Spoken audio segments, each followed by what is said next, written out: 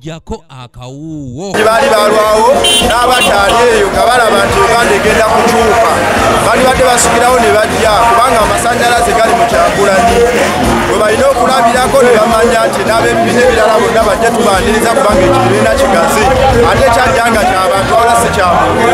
Bannakibiina kya DP abali eyo mu 1500 banna NRM wamu n'abasipi nga banono bamu kubasobeddwa awamu n'okwetamwa embeera eri mu bibiina byabwe basaze eddiiro ne beegatta ku kibiina kya National Unity Platform nga bano basinzidde Makerere Kavule mu Kawempe awagenda okuzimbibwa ekitebe kya NUP ekijja okusala eddiiro.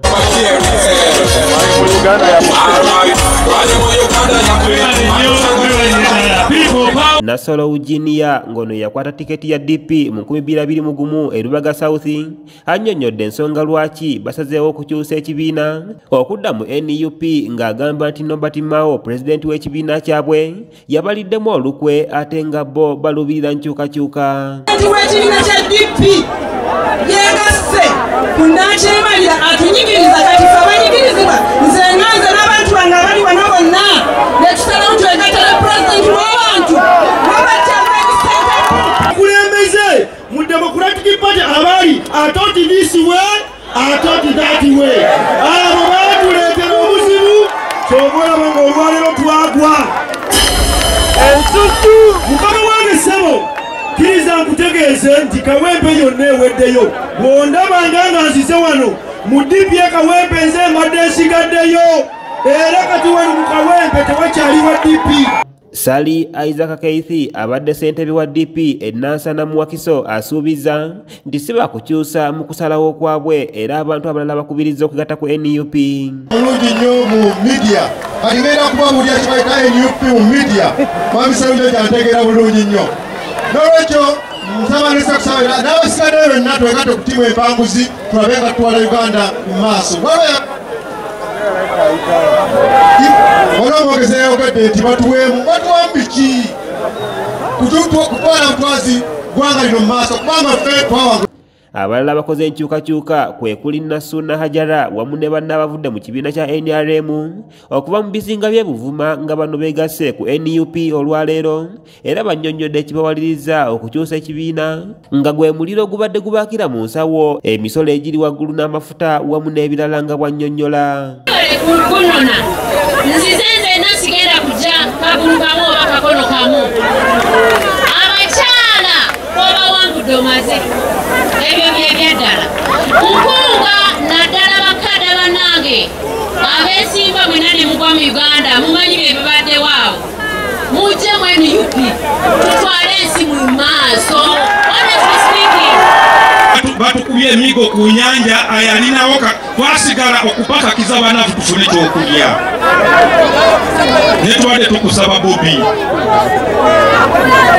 tuyambe otwanukule okusaba Fred Nyanzi Sentamu mu kwogera kwe ategeeza nti obululu bwa Uganda buze bubbibwa wabula nga basirise naye nga wanaasabye omukulembeze w'ekibiina Robert Kyagulanyi Sentamu okukulemberamu abantu okweddiza ebibabbiddwako ebyenjawulo okuli n'ebibanyigiriza ng'ebbeeyi y'ebintu eri waggulu nga kino kikwata ku buli munnayuganda n'avumirira ne kyabannayuganda okugenda ng'ebweru okukuba ekyeyo nga gye basuubira emirembe nayo ne babonaabonerayo.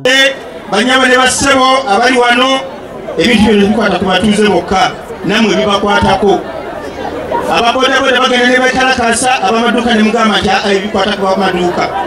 License wazeyonga ne mwekalakasa mweka ababoda ne bagamba nti bikwata ku babodaboda.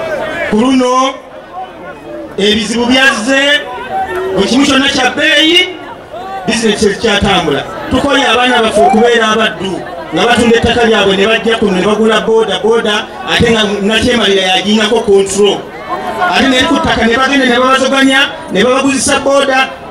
Bw'obeera ku kisaawe olaba abantu bagenda mu slavery nazi kuno twalwanyisanga obuddu kati weegomba bwegomba egenda mu ki ensi yammwe egwawo. Joel Ssenyonyi omwogezi w'ekibiina ki NUP ategeezezza nti abaagala okukolera bannayuganda balina okwegatta ku ludda olunyigirizibwa so si olunyigiriza era nga wanaasabye abantu okutebuka abo abalya mu lulime ne mu luzise. Nyambadde enkofiira ng'eno gye nyambadde ng'awoza people power our power ng'ate akolera Museveni muba mujja mutegeera kubanga mwabuuka. Tekyalira kubabuzaabuza abamu oboolyawo bakwata ne fulaga yaffe ne bawangula naye ng'ate bakolera Museveni. Abantu abo twagala okubawoniira ng'oli mukulembeze oyambala ettaali ya redi n'oyambala akakofiira owoza people power owoza Kyagulanyi pulezidenti wo ate ng'okukuta ekiro ng'ogenda kulya wa Museveni twababuuka dda. Ssenyonyi asabye bannayuganda okulemerako obutaggwa mu ssuubi balaba nga waliwo bannabyabufuzi abava ku ludda olulwanirira abantu abanyigirizibwa ate ne badda ku ludda olunyigiriza. Wanga omubadde enkyukakyuka oboolyawo abakulembeze si be bakikulembera abantu ba bulijjo so kati gwe bw'olaba ng'omukulembezeewo gwe walonda tali ku mulamwa mugamba owaaye dda ku bbali ffe tuyitewo kye twagala tukimanyi. Basebo ne banyabo banaye enkyukakyuka esobokera ddala nga twegasse nga tuli wamu. Omukulembeze w'ekibiina kya NUP Robert Kyagulanyi Ssentamu asiimye bannayuganda abasazeewo okukyusa oluyi nga nnyonnyodde ensonga lwaki batandikawo ekibiina kino nga si kulwanagana n'ebibiina ebirala ebiriwo wabula okusigala ku mulamwa ogw'ekibiina era ng'alabudde abalya mu lulime ne mu luzise. Katonda teyatuwa mitwe mikalu twazanya firimu ne tuyita Museveni kulitalaba kuba yali alemeseza people power okuwandiisa ekibiina ng'ekyobufuzi ate nga mutubuuza nti abaffe tubulayo emyezi mibale okulonda tugenda kutikinga akabonero ki? Essumuluzo temukiriiko, enkumbi batugambye tebalinamu, abaffe tugenda kutikinga akabonero ki? Sijja kudda mu mboozi eyo naye twamaliriza tubaleetedde amboleera nti yena.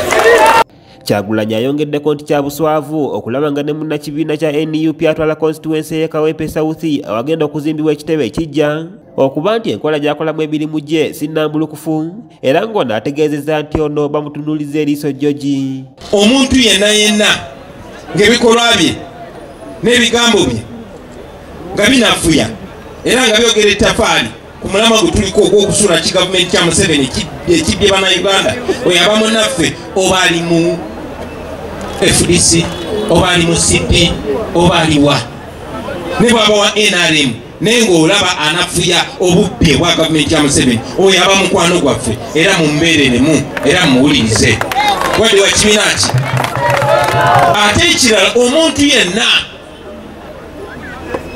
kabeere nga ayambadde nga ffe naye nga ebigambo bye n'ebikolwa bye nga biyamba Museveni oyo mulabe waffe mulabe waaba. Ono wano wasinzidde n'anokola ebimu ku ebyo ebinyigiriza bannayuganda okuli ebbeeyi y'ebintu eri waggulu wamu n'okuba nti mu kaseera kano bannayuganda bafiiridde mu mataba mu bitundu by'Embale. Okulembera eggwanga kuba tetwajja kujjawo buzi Museveni twajja nze gwe mulaba najja nekulembera ttiimu tugye Museveni ze nkikwatemu.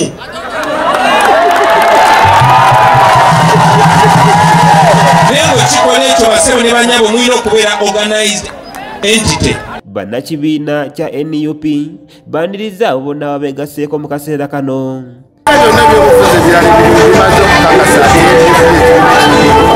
kakaza January ekikulembeza nga tulabira ku bannaffe bannakenya tulabira ku bannaffe abalala tujja ne tuteekawo amaanyi agenda okusukula nakyebalimusulita naye nze essanyu lyenina abantu baffe. Kanyike Kevin ne Kyontawayire Proscovia byakusakidde eggulire lino okulwa ABS Television. Naye leero ndagambye kanzije nesibo ku kyaba